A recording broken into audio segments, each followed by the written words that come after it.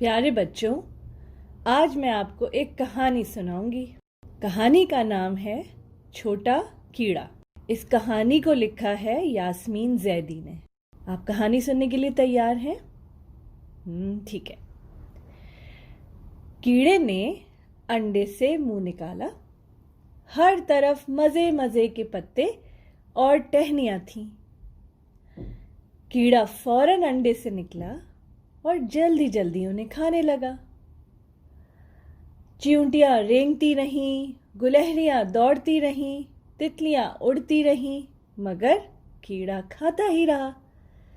ایک پتے کے بعد دوسرا پتا، ایک ٹہنی کے بعد دوسری ٹہنی، کھاتا رہا، کھاتا رہا۔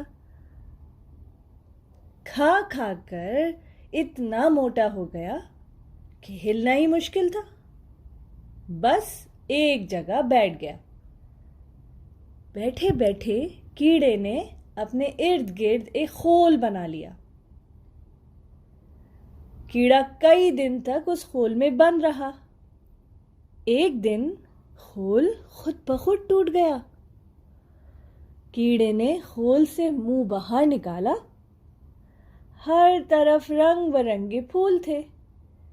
کیڑا ایک پھول پر جا کر بیٹھ گیا۔ آپ کو پتہ ہے بچوں، وہ کیڑا تتلی بن گیا تھا۔